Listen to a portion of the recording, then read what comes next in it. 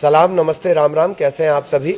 वैसे भी हम इतनी वॉर जोन की खबर आपको बताते हैं, पता नहीं आप क्या सोचते होंगे, लेकिन वहाँ के अपडेट भी जानना ज़रूरी है। प्रत्यक्ष या अप्रत्यक्ष ये हम सभी को प्रभावित करते हैं। तो आज की हमारी खबर भी इसी के इर्द गिर्द है। ताज़ा धमकियाँ, तनातनी का दौर। दुनिया जब अलग अलग मोर्चे पर युद्ध झेल रही है तब तनातनी से बचना चाहिए।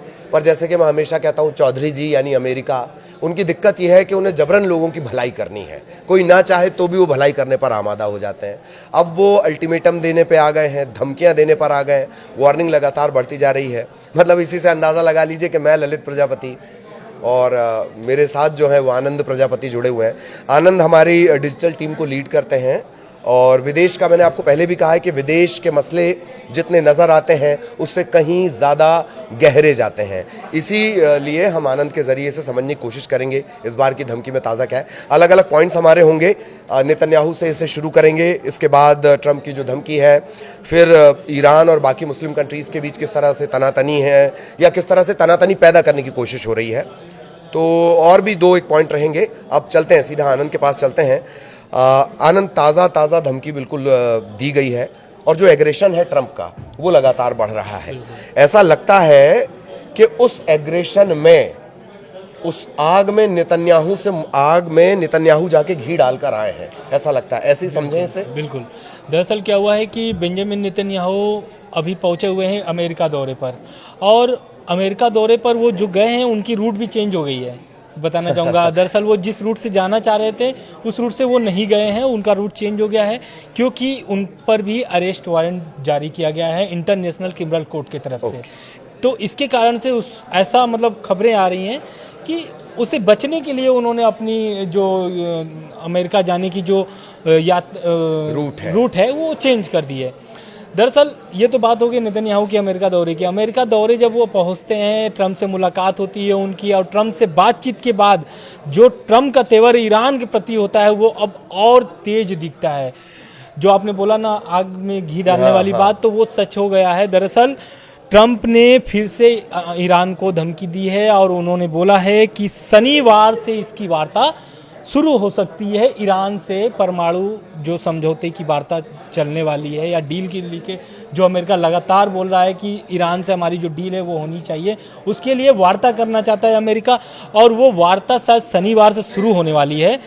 तो इस वार्ते को लेकर के ट्रंप का बयान आया है। ट्रंप ने बोला है, ट्रंप पहले भी बहुत बार धमकी दे चुके हैं ईरान को और लगातार दे रहे हैं, और ईरान भी उस पर पलटवार कर रहा है। लेकिन ट्रंप ने जो इस बार बोला है वो बहुत खतरनाक तरीके से, मतलब एक तरीके से ऐसा बयान है जिससे डर जाएगा। उसमें दो बड़ी प्रमुख बातें जो मैंने देखी हैं उस एग्रेशन में, कि एक तो जो 60 दिन का अल्टीमेटम दिया गया है, और एक जो टर्म कोट किया जा रहा है इंस्टॉलेशन पर, बिल्कुल इलेक्ट्रॉनिक, मतलब जो इंस्टॉलेशन है उस पर स्ट्राइक। ये जो दो शब्द हैं ये आमतौर पे युद्ध की शब्दावली में ज्यादातर इस्तेमाल होते हैं। बिल्कुल। तो इस बार थोड़ा तनातनी, मतलब ऐसा लग रहा है कि तनातनी शब्दों से निकलकर ऑन द ग्राउंड और एक्शन मोड में आ गई, ऐसा समझे हम। बिल्कुल। देखिए, दरअसल क्या हुआ है कि ट्रंप का जो बयान था उसमें उन्होंने बोल दिया है कि अगर ईरान से जो वार्ता होने वाली है, वार्ता अगर सफल होती है तो ईरान के लिए वो उस दिन से बहुत बड़े बुरे दिन शुरू हो जाएंगे। और अगर ईरान चाहता है कि डील हो जाए, और डील होने के बाद जो प्रतिबंध ईरान पर लगे हैं अमेरिका के द्वारा, उस पर भी अमेरिका बातचीत करने के लिए तैयार है। लेकिन जो आपने स्टार्टिंग में बोला था कि ईरान के साथ क्या रूस और चीन क्या उसके साथ दे रहे हैं, तो ये बात सच है। दरअसल हुआ क्या है कि ईरान जो है, ईरान के जो अधिकारी हैं, रूस और चीन के अधिकारियों के साथ बैठक उन लोग की चल रही, इसी ऐसे खबरें आ रही हैं। मैं लेकिन एक बात इसमें ऐड ऑन करना चाह रहा था। क्या है ना, दोस्तों के चक्कर में क्या होता है कि दोस्त हमेशा बोलते हैं जता जता के मोहब्बत, दिखा दिखा के खलूस, बड़े फरेब से लूटा है दोस्तों ने हमें। दोस्त चीज़ ही ऐसी है, कहते हैं चल दोस्त तू आगे बढ़, हम तुझे देखेंगे। जब संकट आता है तो पीछे कोई नहीं नजर आता है। मैं समझना ये चाह रहा हूँ कि ठीक है, आप सपोर्ट कर रहे हैं Russia China, direct indirect support की बात आ रही है, पर जब हम युद्ध के मुहाने पे मान लीजिए कि पहुंच ही गए, तो जानकार तो कह रहे हैं कि वो साथ खड़े होने से गुरेज करेंगे। इससे कैसे देख रहे हैं आप? बिल्कुल। देखिए, ईरान और अभी रूस, चीन और ईरान तीनों देश अरब खाड़ी में युद्ध अपना वो किए थे, युद्ध अभ्यास किए थे, हाँ। ठीक है। युद्ध अभ्यास से ही तब से ही ट्रम्प जब से आए हैं तब से लगातार इस युद्ध पर नज़र बनाए रखे हुए हैं, चाहे वो रसिया यूक्रेन का युद्ध हो, चाहे वो इजराइल हमास का युद्ध हो। और रह गई बात ईरान वाली डील की, तो ये सबको पता है कि ईरान की जो डील थी वो करीब जो 2016 की बात है, जब ओबामा थे राष्ट्रपति अमेरिका के, तब वो डील ये लेकर के आए थे। लेकिन उस समय इस डील से अमेरिका अलग हो गया था। जब ट्रम्प बने थे पहली बार सत्ता में जब आए थे, तब वो डील से अपने अलग कर लिए थे। उस डील को लेकर के 5 पूरे देश शामिल थे अमेरिका के साथ। 5 देश थे जो ईरान के साथ डील करने वाले थे, लेकिन वो डील होती नहीं है। अब वो डील नए सिरे से लेकर के आते हैं ट्रम्प, और वो अब डील करना चाहते हैं। ईरान लगातार मना कर रहा है कि मैं दबाव में नहीं आऊँगा, और जितना भी ट्रम्प दबाव कर रहे हैं, दबाव की राजनीति कर रहे हैं, उस दबाव की राजनीति में ईरान कोई भी ऐसा फैसला नहीं लेगा जिससे उसको क्षति पहुंचे। दूसरी बात रह गई जो 60 दिन वाली आप बात ये जो आपने बात, हाँ मैं चाहूंगा वो आप उस पर दीजिएगा। बिल्कुल। ये बड़ी अजीब और ये बहुत हास्यास्पद सा लगता है। बड़े माइनर पॉइंट से ये फंसी हुई है, ये जो डील की बात आ रही है। अगर हम इनको मान लिया जाए कि आनंद बाबू ट्रम्प बन जाएं, हम ईरान बन जाएं, और जो विपिन बाबू हैं जो पीछे सपोर्ट कर रहे हैं, अगर हम उन्हें थर्ड पार्टी बना लिया जाए, तो ये अड़े हुए हैं, ट्रम्प अड़े हुए हैं कि नहीं डील डायरेक्ट होनी चाहिए। ट्रम्प जो कह रहे हैं कि डील डायरेक्ट होनी चाहिए, या किसी हम मध्यस्थता को स्वीकार नहीं होना चाहिए, हम किसी मीडिएटर के थ्रू बात नहीं करेंगे। कितना बारीक सा पॉइंट है कि आप एक मीडिएटर के पॉइंट को लेकर और इतने बड़े मसले को अटकाए हुए हैं। ये मीडिएटर से ज्यादा दोनों का ईगो का क्लैश ज्यादा लगता है। बिल्कुल। अब हाँ, अब आप जो जिक्र कर रहे थे वो बता दें प्लीज। पहले तो हम 60 दिन वाला बात तो करेंगे, लेकिन अभी जो मुख्य बात है जो आप बोल रहे थे कि ईरान की अमेरिका कैसे मिडिल ईस्ट में अपना वर्चस्व बढ़ा रहा है, तो बात यह है कि अमेरिका के अभी मिडिल ईस्ट में करीब 45,000 सैनिक तैनात हैं पूरे मिडिल ईस्ट में, ठीक है।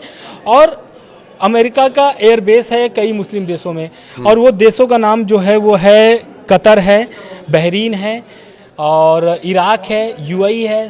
तो इन सब देशों में क्या है कि जो एयरबेस है, इन जगहों पर अमेरिका के सैनिक तैनात हैं। करीब पूरे मिडिल ईस्ट में 45,000 सैनिक तैनात हैं। तो अब क्या है कि ईरान ने धमकी दी है अब मुस्लिम देशों को, ठीक है। और ये जो खबर आ रही है, ये मतलब एक तरीके से चौंकाने वाली खबर है, क्योंकि ईरान खुद मुस्लिम देश है और वो मुस्लिम देशों को एक तरीके से धमकी दी है। और वो धमकी इसलिए क्योंकि वो नहीं चाहता है कि मुस्लिम देशों के या मुस्लिम देश के धरती से ईरान पर हमला हो। दरअसल जो अमेरिका के एयरबेस है वो मुस्लिम देश में है, और वो है इराक, कुवैत, यूएई, कतर, तुर्की, बहरीन, ठीक है। अब ये इन देशों में इनका एयरबेस बना हुआ है, सैन्य ठिकाने एयरबेस बड़ा महत्वपूर्ण हो जाएगा। बिल्कुल। अब जब भी अमेरिका अगर हमला करता है ईरान पर, तो वो इन्हीं एयरबेस से, इन्हीं सैन्य ठिकानों से हमला करेगा। तो जाहिर सी बात है, जिस धरती से हमला होगा, ईरान ने साफ बोल दिया है कि अगर आप जमीन से लेकर के या फिर आप कोई भी सैन्य सहायता अगर अमेरिका को देते हैं अपने धरती से, तो उसका अंजाम आपको भुगतना पड़ेगा, इसका अंजाम बुरा होगा। दूसरी बात, जो 60 दिन वाली बात हम बता रहे थे, नेतन्याहू के मुलाकात के बाद ट्रंप ने अल्टीमेटम ईरान को दे दिया है, और ईरान को बोला है कि 60 दिन की ईरान को टाइम दिया जा रहा है, और अगर ईरान डील के लिए नहीं तैयार होता है इन 60 दिनों में, तो उनका जो ईरान की जो प्रतिबंधें लगी हुए हैं, ऑलरेडी बहुत सारे प्रतिबंध लगे हुए हैं। ईरान अमेरिका का जो 60 दिन का अल्टीमेटम है ना, उस अल्टीमेटम के बाद से ईरान का जो एक तरीके से तेवर था वो अब कम दिखता नज़र आ रहा है। दरअसल जो ईरान के सहयोगी जो घटक हैं, दल हैं, जो एक तरीके से उसको आतंकी संगठन, जिनको हम आतंकी मानते हैं, पर ईरान जिनको दोस्त मानता है, अमेरिका मानता है कि कथित रूप से वो आतंकी संगठन है, वो है हमास, हिजबुल्ला और हुती विद्रोहियों। दरअसल अब ये तीनों को क्या हुआ है कि इजराइल हमला लगातार जारी कर दिया है, सीज फायर उल्लंघन करते हुए लगातार हमला कर रहा है, सीज फायर का उल्लंघन कर दिया और लगातार उल्लंघन हो रहा है।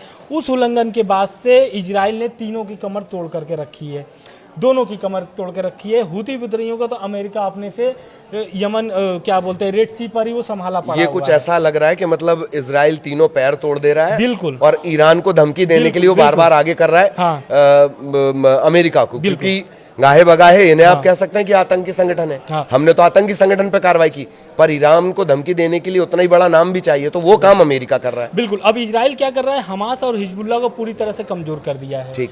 अब इस और उधर से रेड सी पर अमेरिका लगातार हमला कर रहा है हुती विद्रोहियों पर। तो ईरान क्या हो गया है कि चारों तरफ से अब घिर चुका है, वो एक तरीके से कमजोर नजर आ रहा है। और अब ये देखना ये होगा कि ये वार्ता में क्या होता है। जो ये परमाणु कार्यक्रम को लेकर के जो न्योता दिया गया है अमेरिका की तरफ से वार्ता करने के लिए, अब इस वार्ते में अब ईरान शामिल होता है कि नहीं होता है, ये आने वाले समय बताएगा। लेकिन जो आप बता रहे थे स्टॉलिन स्ट्राइक की बात, तो अगर ये स्ट्राइक अगर अमेरिका करता है, और अगर वो भी उन जगहों पर करता है जहां डाउट है, क्योंकि जाहिर तौर पर इजराइल और अमेरिका अपने जो सीक्रेट इनपुट हैं वो शेयर करेंगे। बिल्कुल इजराइल कितना बेहतरीन तरीके से ट्रैक कर सकता है अपने दुश्मनों को, वो हमने सिनवार के मामले में देख ही लिया है।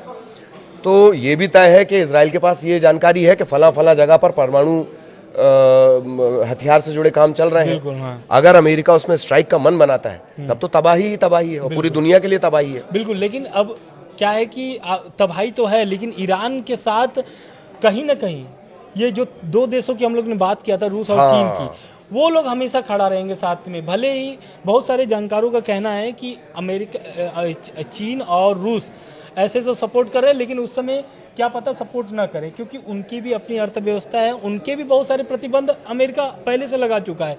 रूस यूक्रेन का युद्ध चल रहा है, रूस पर भी बहुत सारे प्रतिबंध लग चुके हुए हैं। उनको भी तेल बेचने के लिए अंतर्राष्ट्रीय लेवल पर जो तेल बेचे जाते हैं उस रूस नहीं बेच पा रहा है।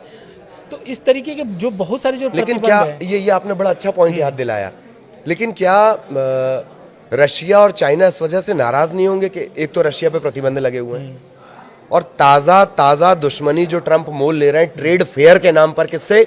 चाइना से। बिल्कुल। तो इनको नाराज करने के लिए तो इतना काफी है। बिल्कुल नाराज तो देखिए दोनों हैं, रूस भी है और चीन भी है। हालांकि कभी दोस्ती नहीं हुई है इन लोगों की, लेकिन अब जिस तरीके से संपर्क साध रहे थे ट्रंप पुतिन से चीन को कमजोर करने के लिए, लेकिन पुतिन क्या है कि पुतिन भी रूस के हैं और वो भी वीटो पावर में है। हाँ। ठीक है, तो वो भी अपनी शक्ति को पहचानते हैं कि मेरी शक्ति कितनी है।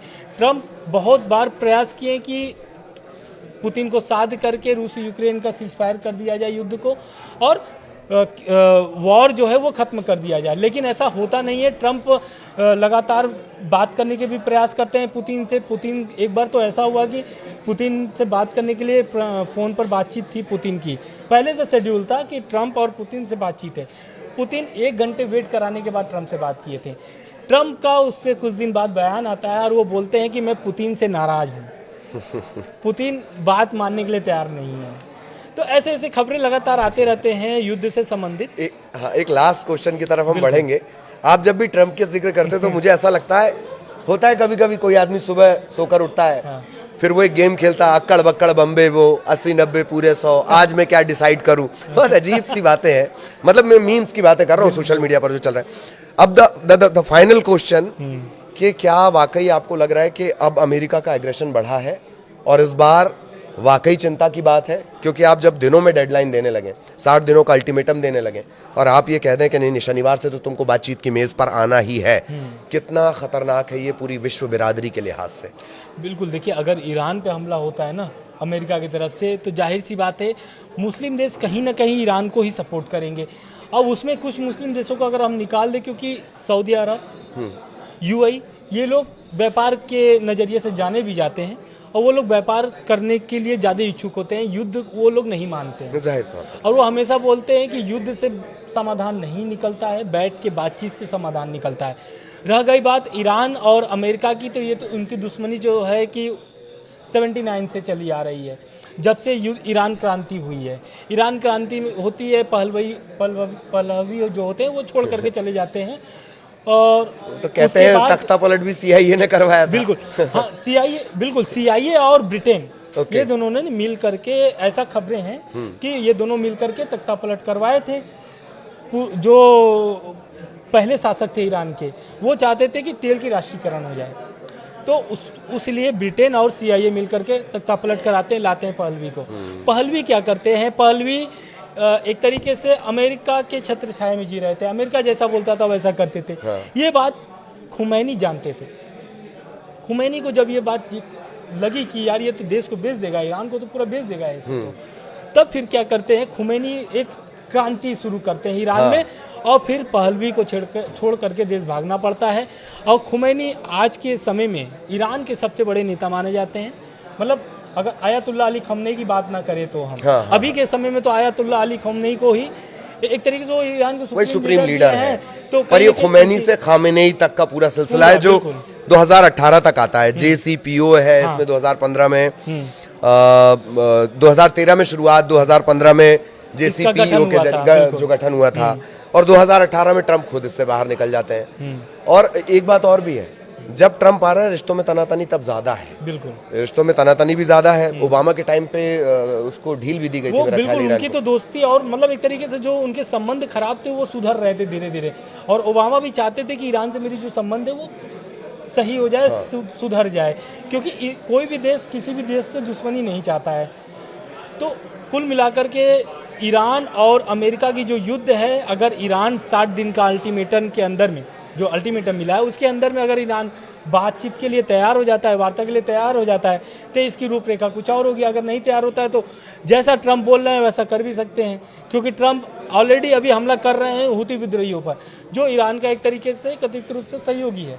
तो ईरान, यमन जो है लगभग 30% यमन पर कब्जा है हूती विद्रोहियों का, और ये ट्रम्प को बहुत खटकता है, क्योंकि जो रेड सी है वहाँ से जो व्यापार होते हैं करीब दुनिया का 14% व्यापार होते हैं। तो इस व्यापार, ट्रम्प है व्यापारी आदमी और वो हर चीज़ व्यापार से जोड़ करके देखते हैं। जैसा आपने बोला ट्रेड वॉर क्यों हो रहा है, क्योंकि अमेरिका को वो बढ़ावा देने के लिए लगातार वो इस तरीके का एक तरीके से टैरिफ लगा रहे हैं सभी देशों पर, और अपने देश को मजबूत करने के लिए। तो कहीं ना कहीं ये देश को तो नुकसान, जिस पे टैरिफ लगा रहे हैं उनका तो भारी नुकसान हो रहा है। सेंसेक्स पूरा गिरे पड़े हुए हैं सब जगह। बिल्कुल। तो जो बात आपने कही है, कहीं ना कहीं से धंधा आ ही जाता है। मैंने अभी 2 दिन पहले जो आपको वीडियो दिया था उसमें मैंने इस बात का जिक्र किया, एक संपादकीय एडिटोरियल का मैंने जिक्र किया है। सुनील कुमार जी, डेली छत्तीसगढ़, उन्होंने ये लिखा है। उनमें एक लाइन उन्होंने बड़ी दिलचस्प दी है कि ट्रम्प एक चुने हुए राष्ट्राध्यक्ष से ज्यादा एक कारोबारी की तरह बातें करते हैं, और जब कारोबार की बात आएगी तब तो इसी तरह से तनाव बनेगा। तो अब मेरा ख्याल है सबकी निगाहें शनिवार पर होंगी कि क्या जो डील की शुरुआत कोई हो पा रही है, बातचीत हो पा रही है, नहीं हो पा रही है, उस पर अब सबकी निगाहें टिकी हुई हैं। इसी तरह से अपडेट हम आप तक पहुंचाते रहेंगे। और अभी के लिए आप मुझे यानी ललित प्रजापति और आनंद प्रजापति को इजाज़त दीजिए। हम फिर हाजिर होंगे जो भी अपडेट इसमें रहता है उसके साथ। नमस्कार।